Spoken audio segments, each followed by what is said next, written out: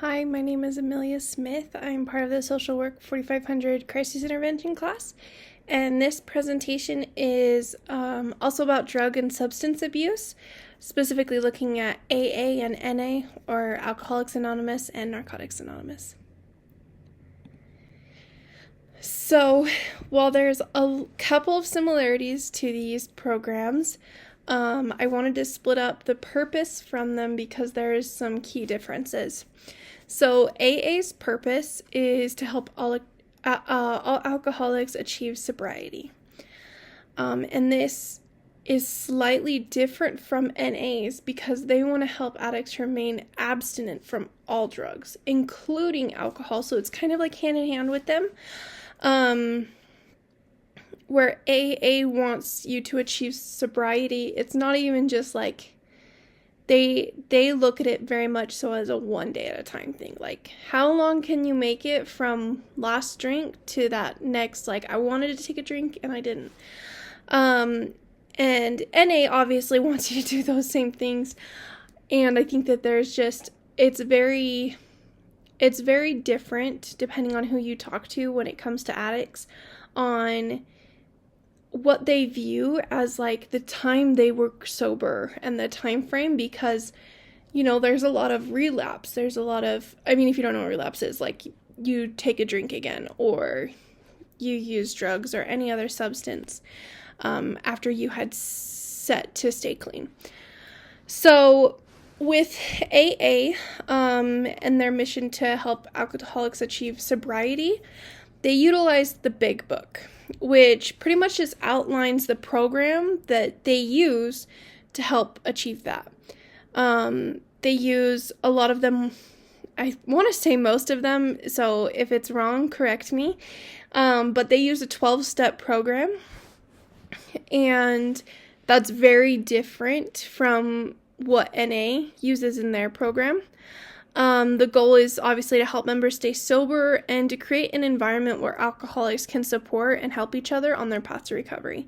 There's a lot of sponsorship between both of these programs, which is basically a member who's been there for a longer period of time and feels like they're capable of helping to support a newer alcoholic or addict, and they basically utilize their experiences that they have and help them out. So goals and missions, I'm going to flip over to NA. One thing that I thought was really interesting that some of the information outlined on NA's website and their brochures was they want addicts to come at any point of their recovery. So you go to a meeting and it's very possible that you have people who aren't currently on drugs, but there is a possibility that some of those individuals attending are still using or they're detoxing. And I just think that's really cool to show that support of like, hey, we don't care if you're still doing it, but if you recognize that you need help with this, come to our meeting. It's a program that's run by addicts for addicts. They really encourage group participation, and also they ask that at the end of meetings, like if there's any donations from any of the members, so it can continue to be a self-sufficient thing. They obviously want their members to stay sober, and it's that same as AA, where they want to create that environment where members can support and help each other. I think that addicts and alcoholics have a very different path they have to go, and there's stressors, and it's very difficult to come above after some of those trials. And a lot of, both of these are very comorbid with mental health diagnosis as well.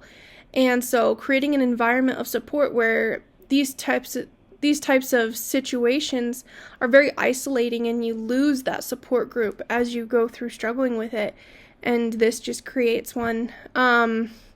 Community benefit is huge, absolutely huge. According to methadone.org, alcohol use disorder among individuals 12 years and older in Utah between 2017 and 2019 was 3.8%. Now that may seem like a small number, but that's 95,000 people. Annual alcohol-related deaths in Utah is 903 individuals. So treatment admissions in 2020 started to be an increase in numbers, where there were 29,186 people enrolled in their treatments. And there's an estimated average of 475 people dying each year from unintentional drug use and drug overdose in Utah. Actually, I'll flip back to here really quick, if it'll let me. Okay, I'll just share a little spurt. So I think that obviously communities need this, people need this, individuals, families, everybody needs these resources. So access is for anyone who'd like to help with their addiction or alcohol issues are welcome to meetings. Family members who also want help, there's no age requirements. Just note that meetings are not going to be religious, but are spiritual, and you can look at this information to the side for finding local and different meetings. So, yeah, thanks.